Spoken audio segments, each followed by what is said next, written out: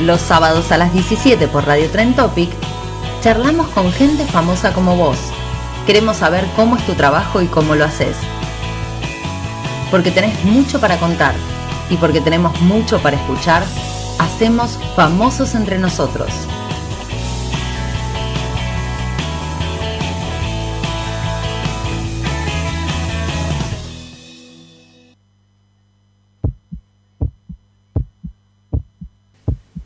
Hola Fen, ¿cómo están? Otro sábado más acá en Famosos Entre Nosotros. Hola Ale, ¿cómo estás? ¿Cómo estás, Nano? Muy bien, muy bien. ¿Disfrutando el último mes del año? ¿Cómo es Disfrutando, esto? Ya muy cerquita, sí. Bueno, de fiestas. Queriendo vacaciones ya. De vacaciones, de toda una movida, ese sí. último tramo del año que tanto cuesta, así que bueno, desde acá... Pero feliz por estos 10 años. Claro, por estos 10 años de Famosos que seguimos festejando con invitados más que interesantes. La verdad que cada charla, cada sábado, para nosotros es un descubrimiento y una alegría porque, bueno, por esto, por los FEN que van pasando por nuestro querido Famosos Entre Nosotros, nuestro querido programa. Y seguro, y además de eso se trata para nosotros, eso, la que la pasamos bárbaros somos nosotros en este programa. Claro, así es. Bueno, no me quiero demorar. Dale. Quiero presentar a quien es, bueno, Country Manager de Rap Argentina. Voy a empezar con esta presentación y después vamos a entrar en el detalle y el desarrollo que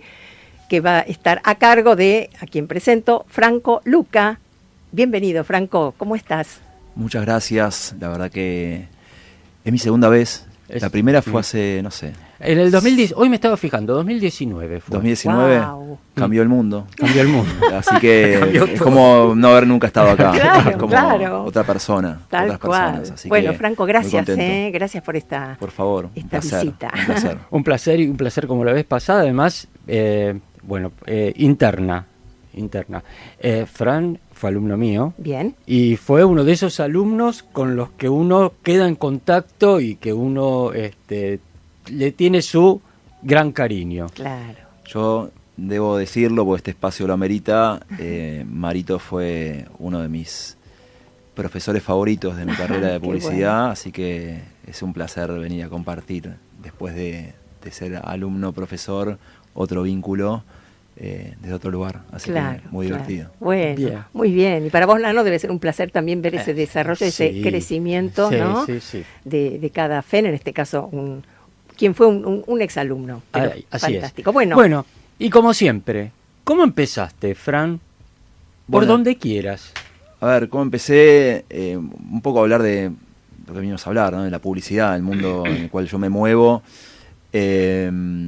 Un poco cuando reviso la historia y me pasó más de después de haber cumplido 40, que uno se pone un poco más reflexivo y un poco más introspectivo, por lo menos en mi caso, empecé a analizar un poco por qué estaba donde estaba, ¿no? Y hay una cuestión muy lineal que tiene que ver con, bueno, yo tengo un tío que es Emilio Cesio. Digamos, También fue alumno, también otro Otra- al que quiero muchísimo. Otra generación, pero siempre fue como un hermano mayor. Emilio tiene 10, 12 años más que yo, y yo convivía mucho los fines de semana en la casa de mis abuelos, y en esa época él estaba estudiando publicidad en la fundación, entonces coincidía en ver los trabajos prácticos y cómo se reunía con gente Vergara, digamos, gente muy Willem, hay gente talentosa con la cual estudiaron en su momento, y yo era un niño de unos, no sé, entre 5 y 10 años, que empezaba a ver eso, cómo era juntarse a hacer un trabajo práctico, a trabajar en una campaña, a desarrollar un producto.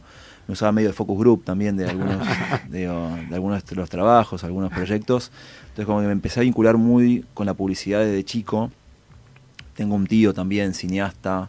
Entonces, digamos, como que el universo de la publicidad, el cine, siempre estuvo medio flotando ahí desde muy chico. Digamos, desde las charlas del asado los domingos, en algunas casas se hablaba de alguna cosa, en mi casa se hablaba de publicidad. Claro. Entonces creo que desde ahí viene un poco esa formación, de admirarlo mucho a él y intentar seguir un poco sus pasos. Yo después de terminar el colegio decidí estudiar publicidad y por suerte me gustó. Después de una infancia o un colegio, época escolar más turbulenta, en la cual no me gustaba estudiar y odiaba todo lo que tenía que ver con lo académico. La verdad que cuando fui a la fundación encontré una carrera muy práctica, que a mí en eso me ayudaba mucho, en la cual también podías poner en práctica la creatividad y las ideas y materializar cosas. Y bueno, me entusiasmé mucho y por suerte, bueno, di en la tecla y encontré lo que yo suponía que me iba a gustar, realmente me gustó. Y bueno, después un poco fue empezar a trabajar en agencias y desde el trainee más trainee del mundo, que yo siempre digo, en esa época, año 2005, uno pagaba por trabajar. Claro. Las pasantías ni siquiera rentadas. Y uno pagaba por ir a comer, el transporte, terminabas poniendo plata para ir a trabajar. Mi primer proyecto, mi primer trabajo fue en Gunderman, cuando todavía era una agencia de marketing directo, estaba en la calle Tupiza, ahí en Palermo. No era el monstruo que soy, BML, con 1000 empleados, éramos unos tantos, pero que hacía otra cosa. Y bueno, después empecé a desarrollarme. Creo que la línea temporal me juega un poco a favor, porque cuando yo empiezo a trabajar, empieza a desarrollarse la práctica de digital. Ajá. Que inicialmente era todo un mundo, una novedad para todos. Y bueno, gente que ahora yo digo, che, para mí en ese momento eran grandes. Mis jefes tal vez tenían 30 y pico. Claro. Para mí eran viejos, ¿viste? Claro. Me decían, bueno, vos agarrá lo digital que sos joven. Entonces, creo que un poco eso me jugó a favor. Digo, desde el principio de que me empecé a ejercer la profesión, la hice con un foco en digital y empecé a forjar como mi camino en eso. Entonces, bueno, y después fui desarrollándome en el área de cuentas, después me tocó liderar equipos de negocio en agencias como Human, en la cual desarrollé un área digital, entonces también era una especie de director creativo, porque tenía que juntar a los creativos para decirle qué se podía y qué no se podía hacer en digital.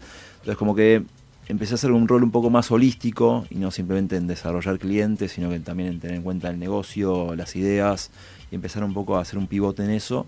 Y bueno, después empecé a liderar agencias. Claro.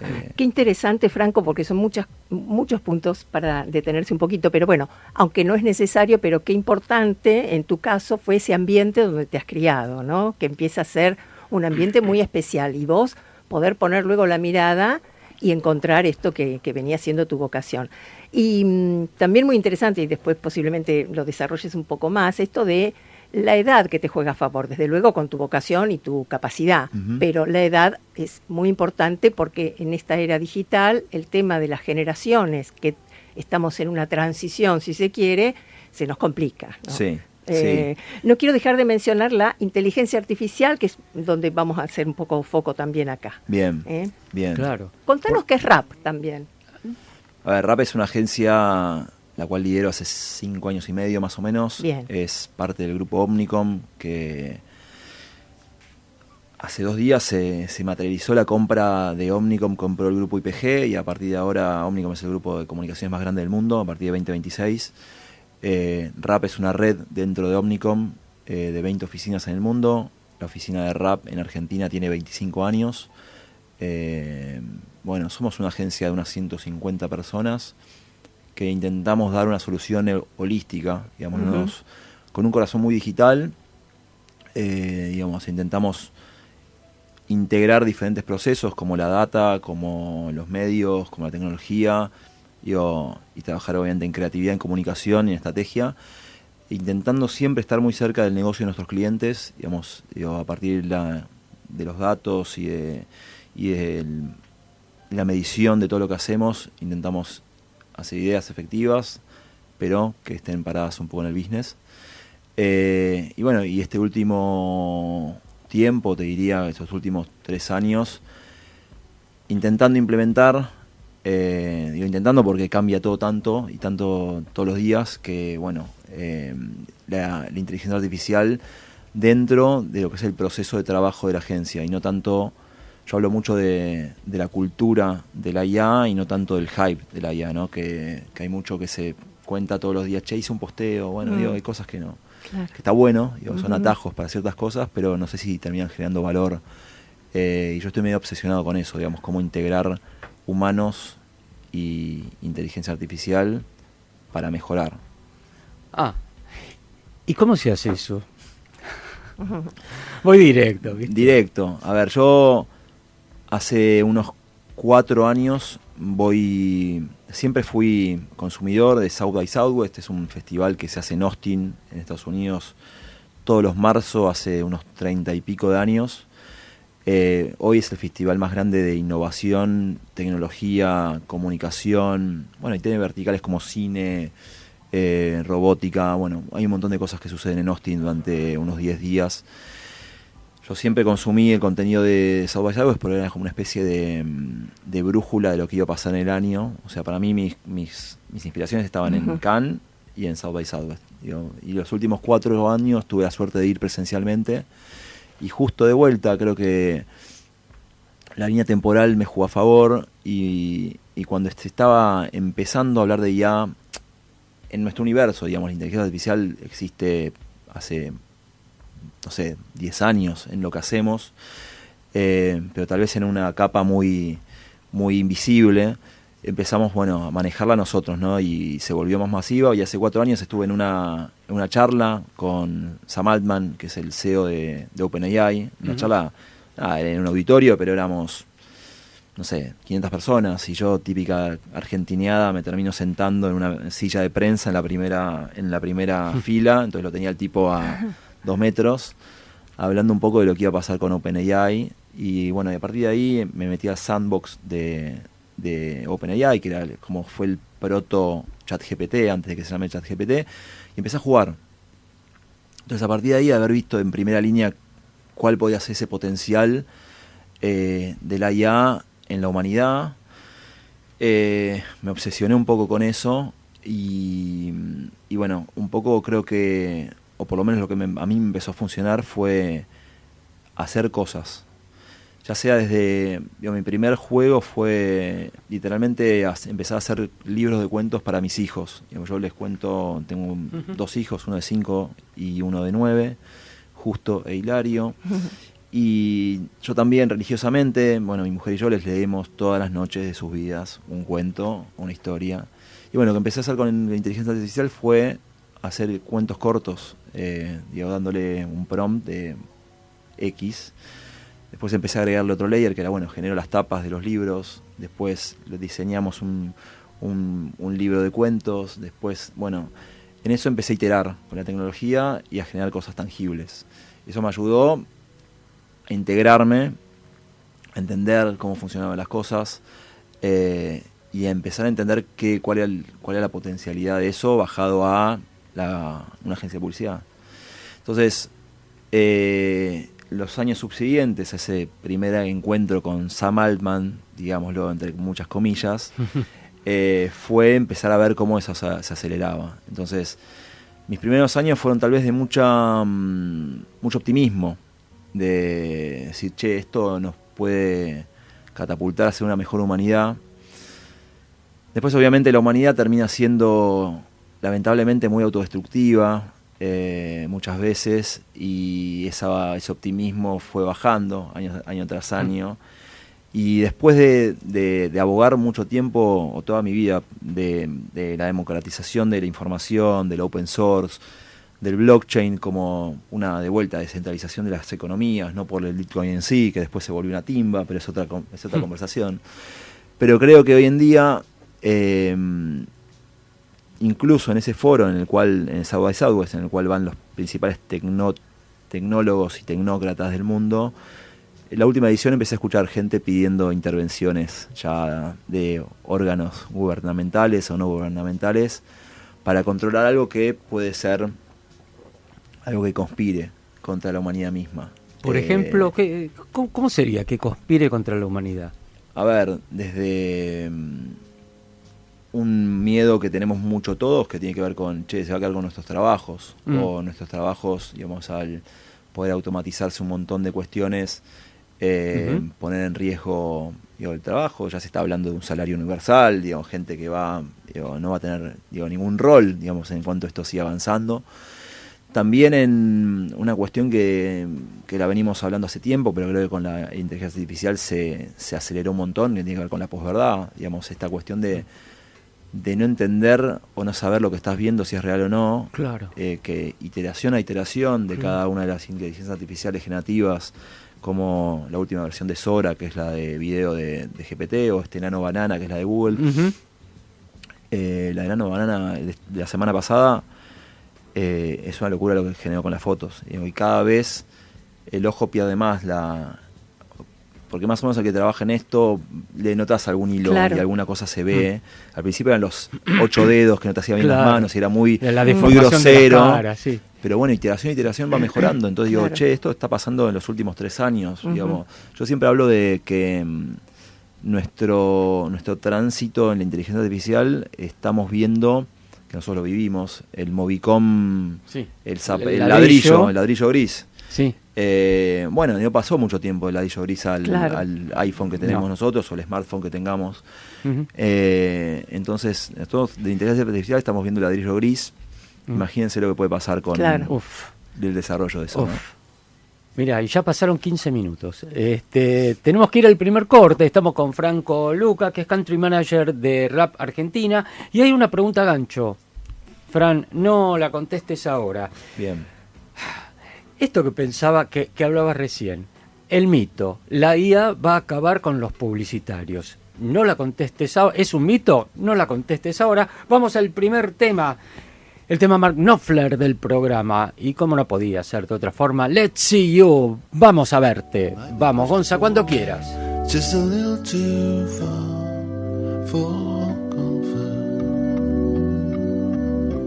Thought I'd get my order in. Seeing as you asked and seeing as we talking.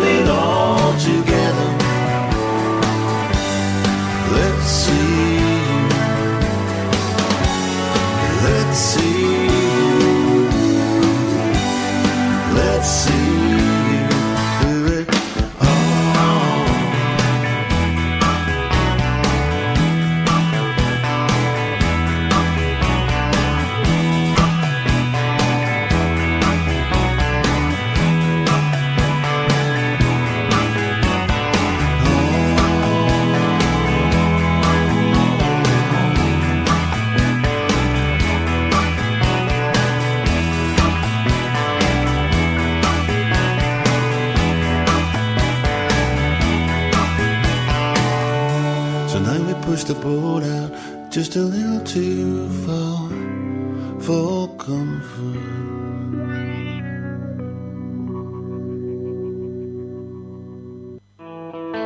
Famosos entre nosotros, porque todos tenemos algo para contar.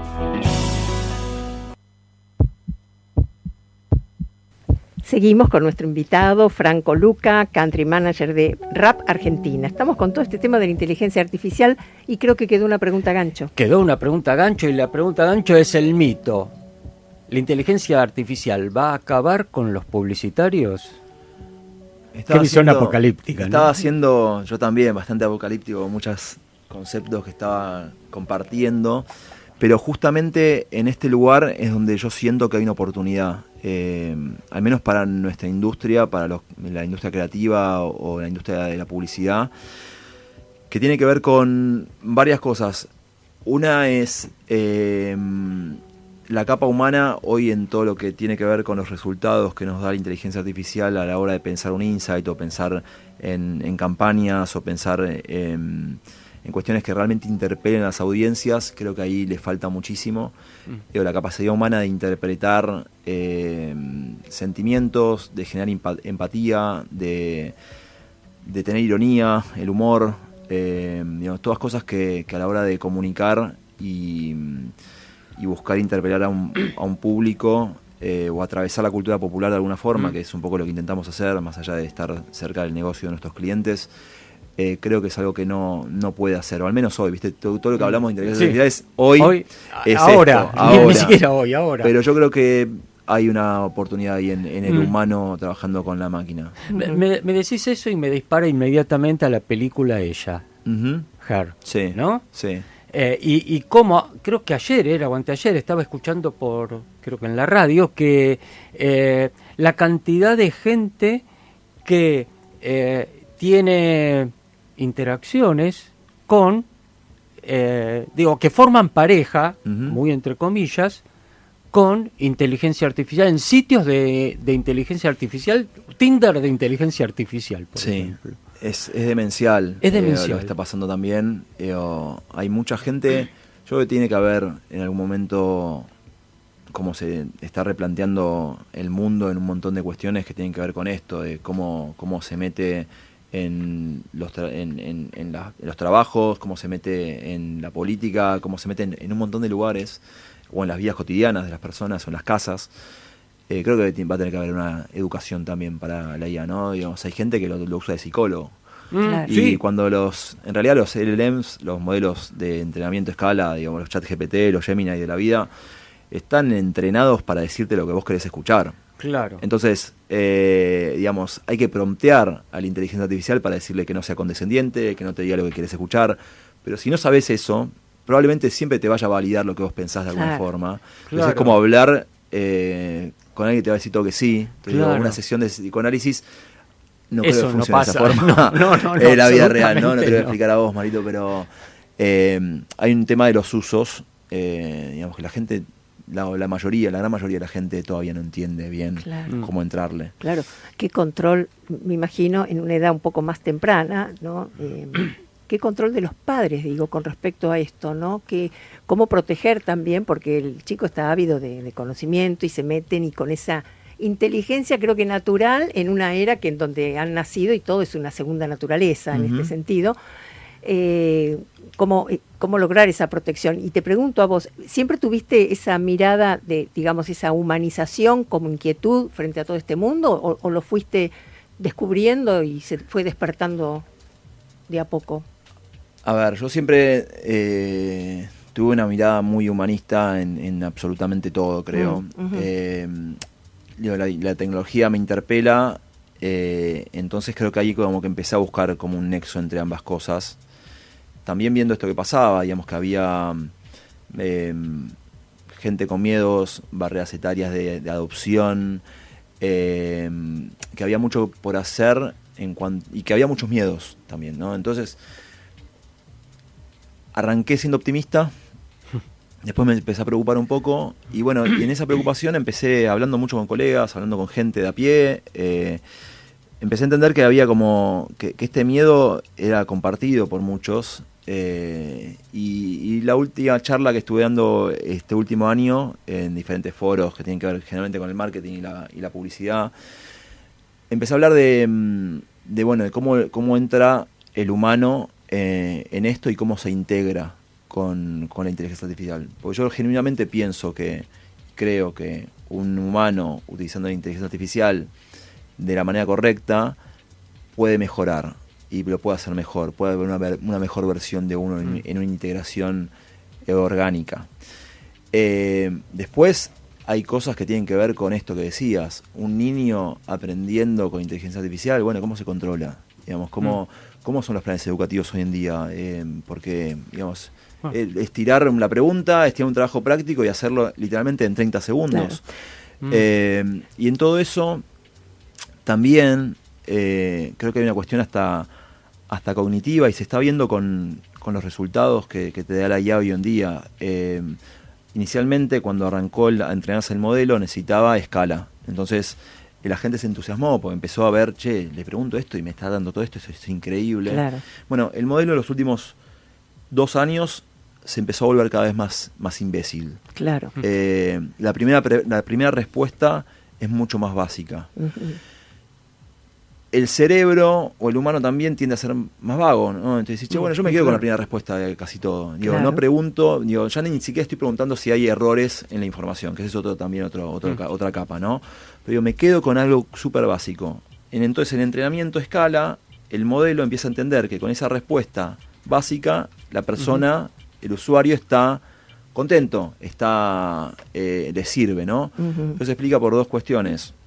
Entrenamiento escala y gente más vaga, y a la primera respuesta no hay retruque, no hay profundidad, no hay búsqueda, y también hay una cuestión de modelo de negocio atrás, gasta menos energía. Claro. Si te doy una respuesta así que asá. Claro.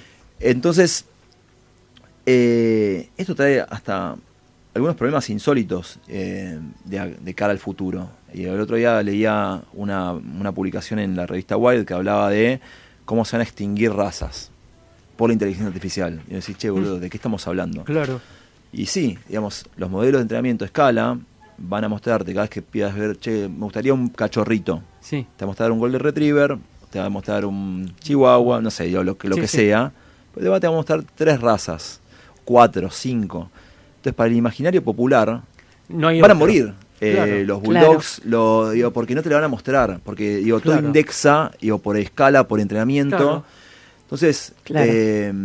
Yo creo que todavía nosotros, digamos los más 30 te diría, ahí tenemos una ventaja, que tiene que ver con haber estado en la analogía, en haber leído libros, en haber visto películas, con otro nivel de profundidad también, ¿no? Este snack content del Netflix y la serie de 20 minutos y digamos, haber transitado la cultura de otra forma. Claro. Yo creo que creo que ahí hay un valor, en interpelar la inteligencia artificial, buscar una respuesta un poco más profunda.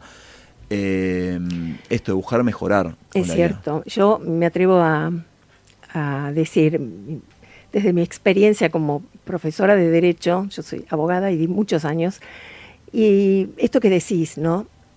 Yo no dudo que puedan con inteligencia artificial los chicos tener un resumen, hacer un resumen, ir a las ideas más importantes y hasta aprobar los exámenes, seguramente, porque a veces el examen se traduce en 2 o 3 preguntas concretas y vas a la esencia del tema y lo respondes. Pero la lectura amplia que te da esa profundidad de la que hablas, no la va a dar la inteligencia artificial. No. A lo largo de un texto jurídico, vos tenés infinidad de notas, de fallos si querés, y hay citas jurisprudenciales. Hay un modo de abordar el tema en donde cada párrafo va aclarando y a medida que avanzás en la lectura vas profundizando y ampliando ese mundo jurídico que no te lo da la inteligencia artificial. Entonces digo, bueno, esto hay que tener cuidado. La lectura no es porque sí, ¿no? Y tiene una razón de ser. O usarlo realmente como una herramienta de esto que decía, para mejorar. Claro. Porque eventualmente, si a mí me interesara usar inteligencia artificial como una herramienta para mejorar como abogado, exacto. Bueno, iría a buscar toda la jurisprudencia, la pondría en un archivo PDF, la compartiría, la cruzaría con otras cosas. Claro. Pero bueno, hay un trabajo atrás de eso, ¿no? Claro. Promptear y dame la respuesta de esto, rápida, bonita, para trabajar menos, barata. Claro, darle el contexto, menos. ¿No? Sería como darle el contexto a la IA para que la IA te busque otras cosas. Pero bueno, en esa búsqueda de contexto, ahí entra el bagaje cultural del humano. Claro. Decís, che, bueno, ¿cómo conecto esto con esto? Digo, Tal ¿cómo genero algo más grande? Como para cerrar este bloque, en realidad en algún lugar escuché que está mal inteligencia artificial. No es inteligencia, es recopilación, o no sé cómo se llamaría, pero no es inteligencia. No, la inteligencia fue humana. Claro. Digo, Y sigue siendo humana. La inteligencia artificial se nutre de todas cosas que hicieron los humanos y que vamos a seguir haciendo. Como dijiste en el bloque anterior. Qué buen cierre. Qué buen cierre. Para este Vamos entonces segmento. al segundo tema, pero tenemos una pregunta gancho. Vos empezaste el bloque diciendo, uy, yo venía medio apocalíptico. Medio como que estamos, tenemos un miedito. ¿Pensás que se viene algo tipo 2001 Odisea del Espacio? No lo contestes ahora. Vamos al segundo tema, el tema de las pelotas, y como no podía ser de otra forma, saben. Vamos, Gonza, cuando quieras.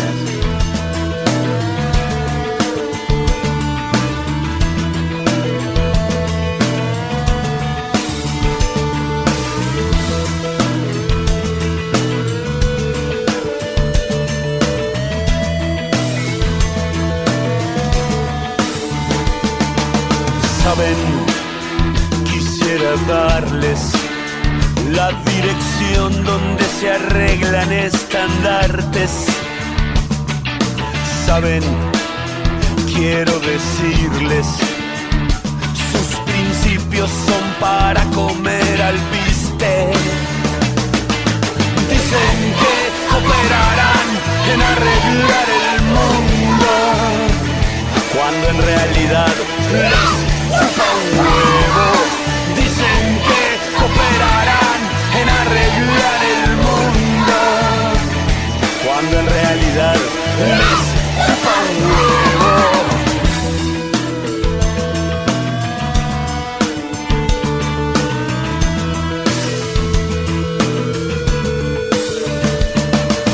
Saben, quisiera darles la dirección donde se sacan las caretas.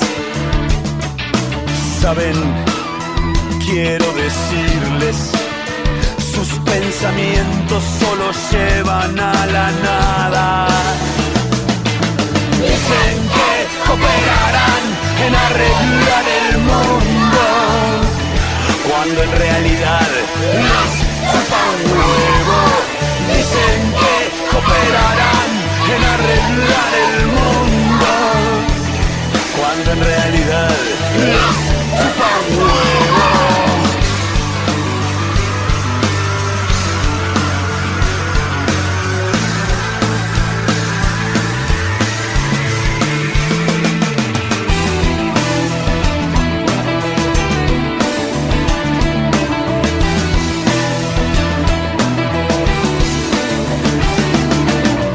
Verás, siempre estarán los que los señalen.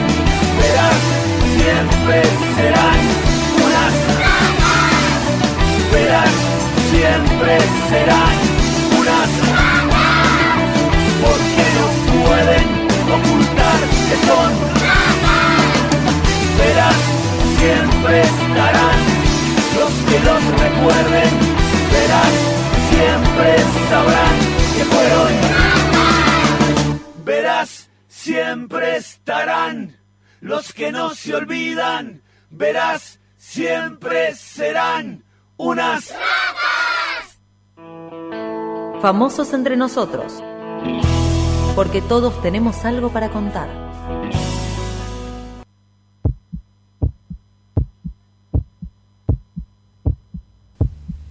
Y seguimos en Famosos entre nosotros. Estamos una charla que continúa en los cortes, como siempre, con Fran Luca, que es country manager de Rap Argentina, y había quedado una pregunta a gancho. Fran, ¿te ves algo así como un 2001 Odisea del Espacio, donde la máquina toma el control de la nave? Peliculón, Kubrick. Sí. Bueno, por eso hablábamos también, decían, che, no sé, un pibe de 20 años, 15, quiere saber quién es Kubrick o quiere ver La Casa de Papel. Digo, creo que ahí hay una cuestión. Y no me quiero volver todo tiempo pasado fue mejor, pero bueno, qué buena película. Hay un riesgo real de eso. y capaz llevándolo no tan algo tan astronómico, pero sí creo que hay una sensación de, y acá voy a mencionar la serie de Netflix, pero que tal vez la vieron, Black Mirror. Sí, bueno, obvio. Hay una cuestión distópica, tal vez que hoy a veces nos sentimos medio en un capítulo de Black Mirror, digamos, con toda esta cuestión. Che, apareció un robot que Elon Musk presentó los robots que van a asistir en las casas, salen $10.000 por medio. Bueno, eventualmente 10 lucas, mucha gente lo va a empezar a tener. Entonces digo, ¿cómo eso uno lo empieza a naturalizar? Algo de eso hay, digo, tal vez de la rebelión de las máquinas de Terminator, cuando pasa estas noticias de que las inteligencias artificiales empezaron a generar un idioma propio, que se hablan entre inteligencias artificiales y que no los programó el que las programó. Todo eso está pasando. Por eso digo, tal vez, más allá del hipismo o más allá de abogar por la democratización de la información y un montón de cuestiones, una intervención y un marco regulatorio va a ser necesario en algún momento. Perdón, ibas a hacer una pregunta. Quiero, me hiciste acordar a la serie de libros de Asimov, Yo Robot, ¿no? Yo Robot y todos los que vinieron después, que se basaron en 3 premisas que tenía que cada empresa que quería construir robots tenía que basarse en 3 premisas, ¿no? No atentar contra no me acuerdo cuáles eran las 3, pero básicamente no atentar contra el ser humano, ayudar a no sé qué. Algo así habría que hacer. Algo así habría que hacer. Es complejo, digamos, hay un montón de cuestiones de copyrights.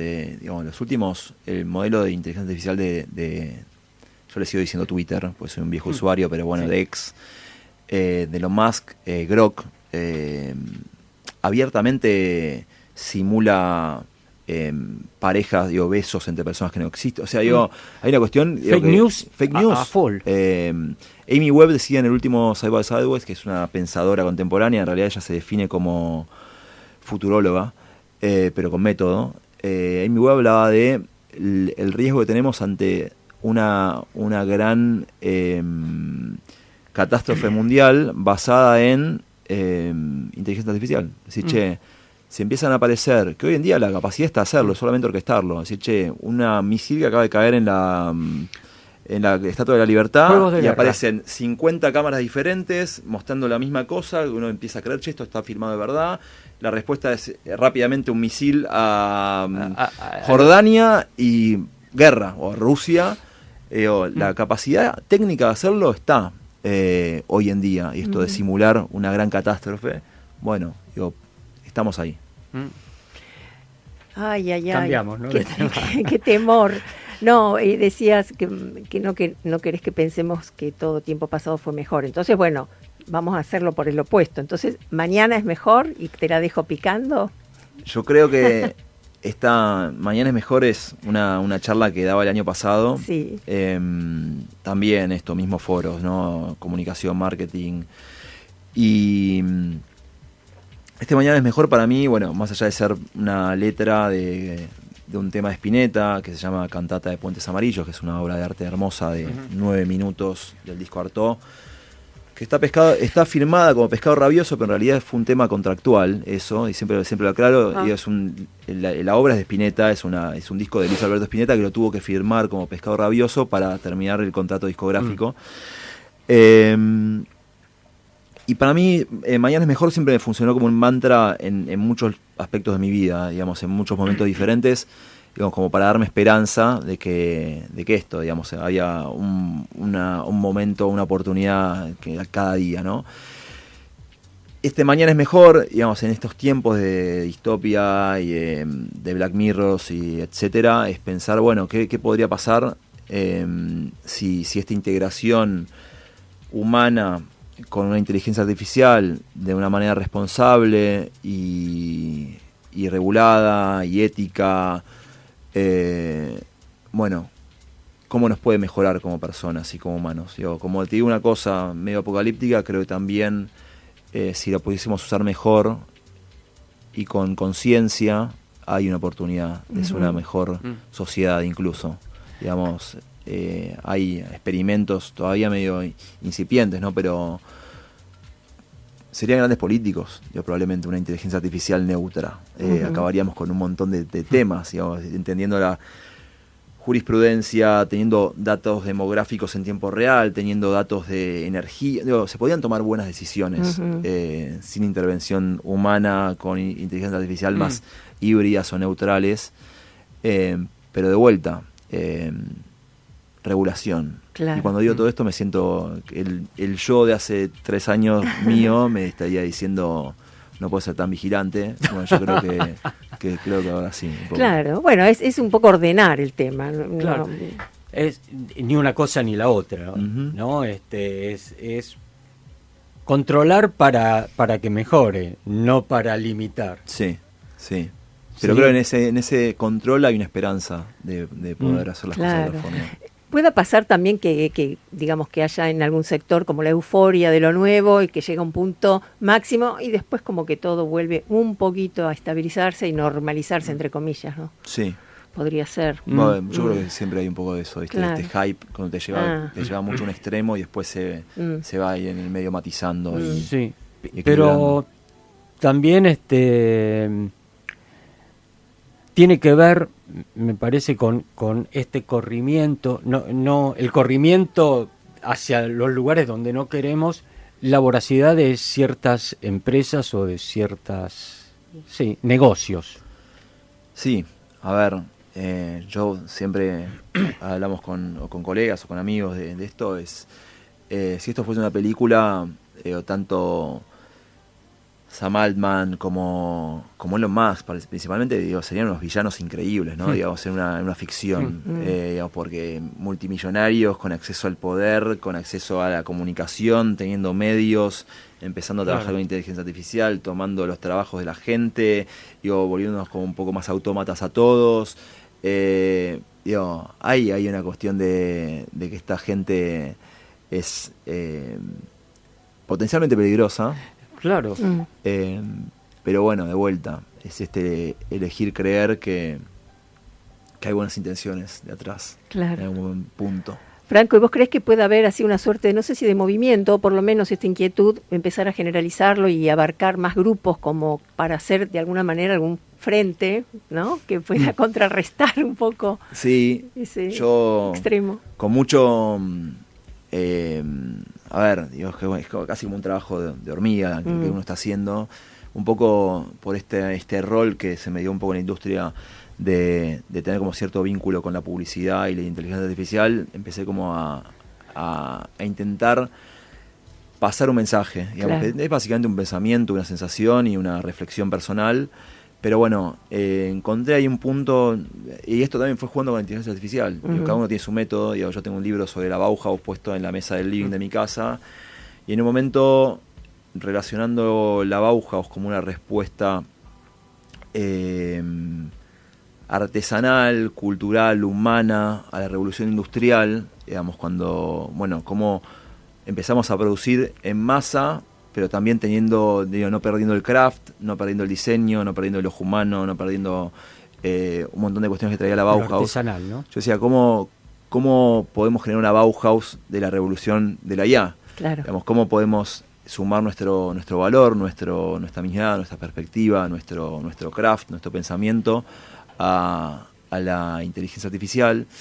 Y bueno, y ahí esta charla que vengo dando este último año se llama la Bauhaus de la Revolución Industrial, digamos, y es una invitación, un call to action a, bueno, generemos un movimiento, generemos una comunidad que intente dar batalla o una trinchera para los que más o menos pensamos lo mismo. Claro. Y me encontré con una comunidad ahí latente de unas 150 colegas que tienen esta inquietud de juntarse con otros a compartir, a entender, a sufrir o a compartir incluso casos de uso y buenas prácticas, pero bueno, trabajar un poco en eso de, bueno, cómo podemos como humanos dar una respuesta a la IA, que en algún momento fue la Bauhaus a la revolución industrial. Bueno, cómo le damos una respuesta a la Muy revolución bien. de la IA. Muy bien. Bien. Poner valor humano, ¿no? Poner ¿Qué es valor eso? humano. Bien. Sí. Bueno, tenemos que ir al último corte. Estamos con Franco Luca, country manager de Rap Argentina. Y no hay una pregunta gancho, porque en realidad la pregunta gancho la contestó cuando habló de Terminator y de que se viene la rebelión de las máquinas. Y como no podía ser de otra forma, vamos al tema de Regina Spektor, máquina. Vamos, Gonza, cuando quieras.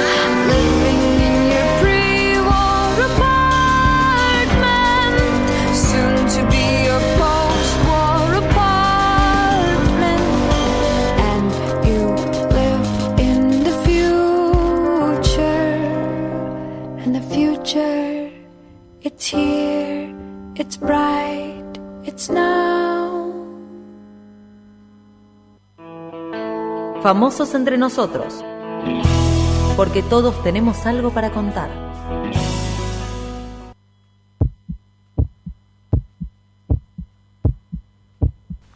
Y seguimos en Famosos entre nosotros, estamos en el último bloque con Franco Luca, country manager de rap argentina. Se me había ido el título. No había quedado pregunta gancho, pero veníamos charlando de la inteligencia artificial, de cómo la inteligencia artificial nos está cambiando la vida, y no tiene sentido, veníamos charlando en el corte, no aprovecharla. No, a ver, digo, siempre voy a votar por poner tecnología en todo lo que podamos poner tecnología, Claro. en automatizar todo lo automatizable. A ver, uno tiene la mirada romántica que el tiempo que uno usaría automatizando procesos, incluso dentro del mismo trabajo de cada uno, tendería a darle más tiempo para pensar cosas que agreguen valor. Digamos, siempre yo digo, che, si me saco lo táctico de encima, boludo, estaría pensando estrategia mucho más enfocado, claro, y con más tiempo. Ujú. También creo que toda esta rosca y el riesgo, eso también es como achanchar las mentes, ¿viste? Sí. Y en eso, lo hablamos hace un ratito, ¿viste? El cerebro tiene como la tendencia a descansar y claro, a hackear. Entonces digo, no sé cuánta gente aprovecharía ese tiempo realmente para agregar valor, que eso es capaz como una cuestión un poco de... sería como el aspiracional de uno, pero quién en realidad va a aprovechar ese tiempo para tirarse a una serie, ¿no? O para scrollear en TikTok, que ese también es el riesgo, ¿no? Claro.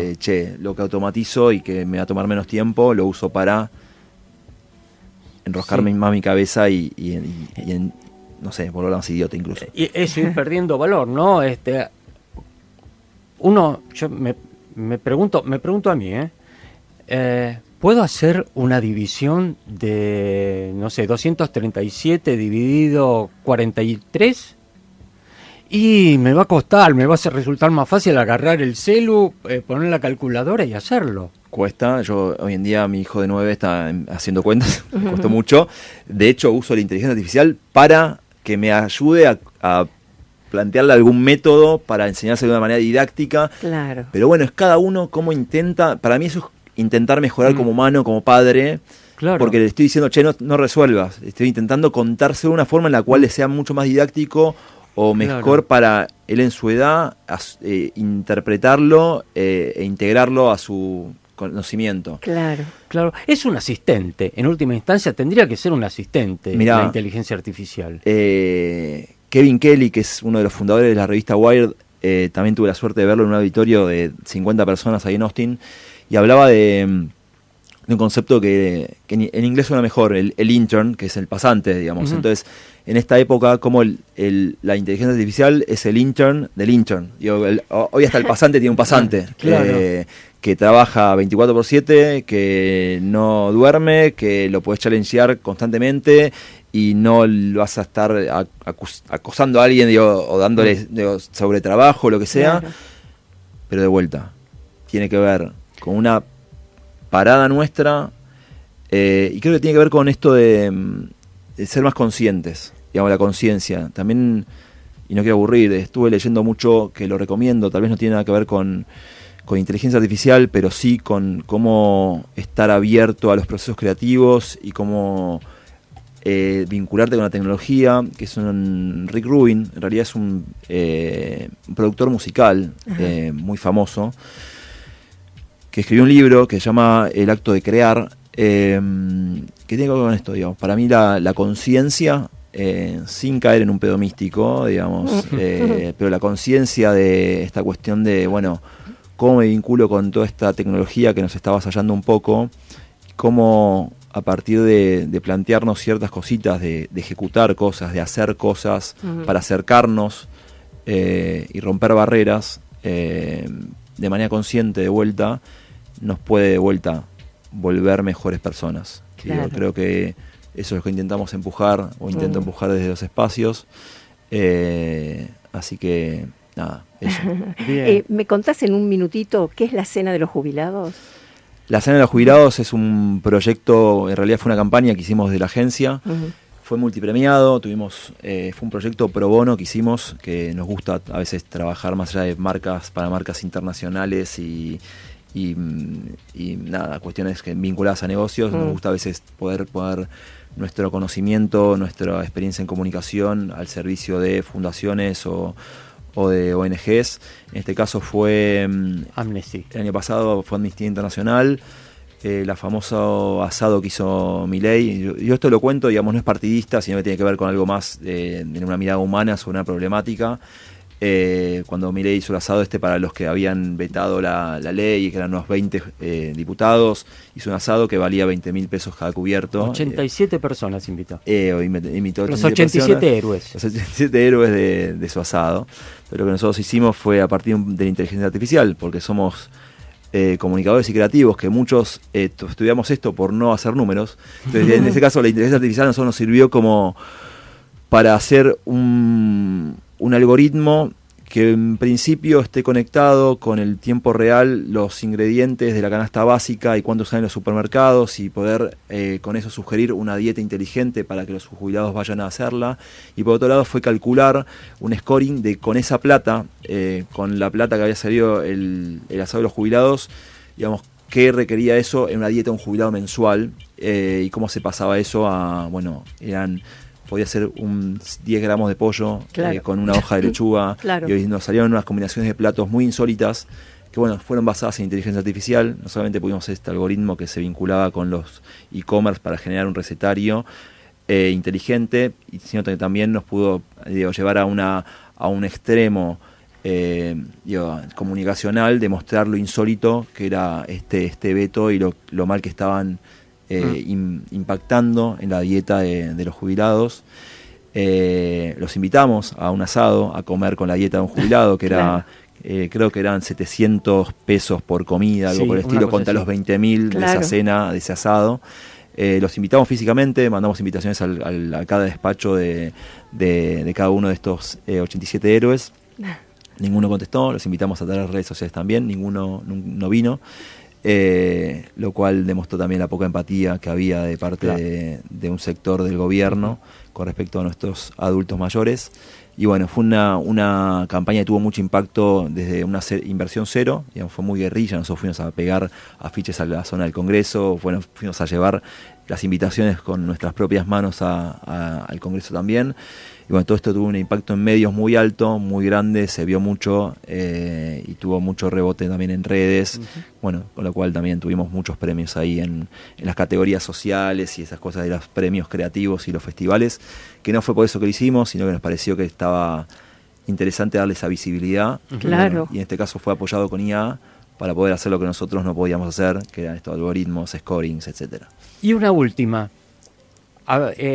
Tu proyecto actual para humanizar es la Bauhaus del futuro. Sí.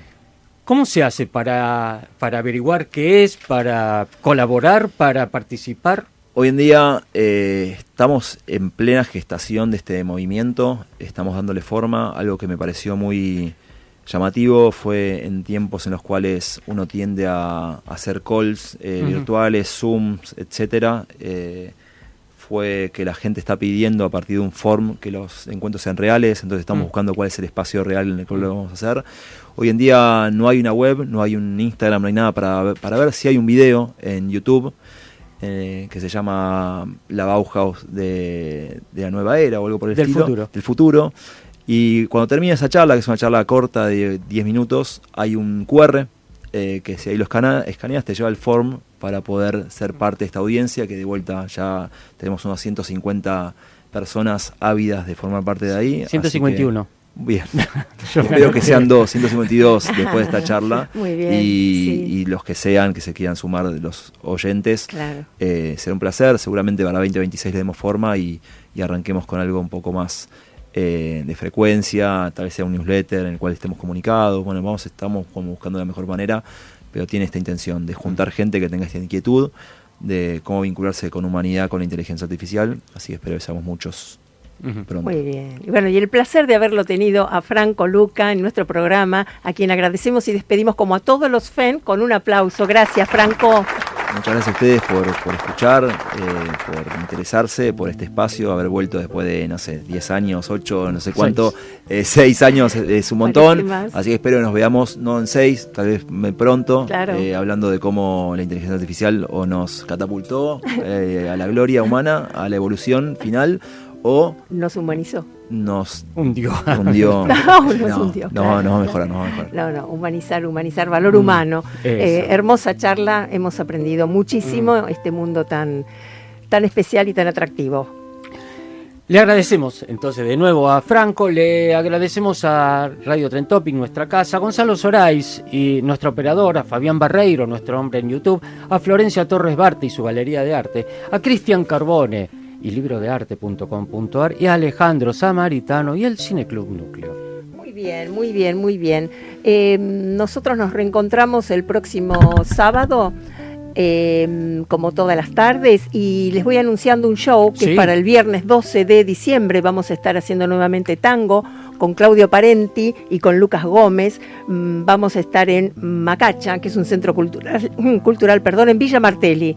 Después vamos a pasar bien la data, pero bueno, los esperamos como siempre. Y nos reencontramos el próximo sábado a las 5 de la tarde en Famosos Entre Nosotros por Radio Trend Topic. Que tengan una muy buena semana, que lo pasen lindo. Chau. Chau.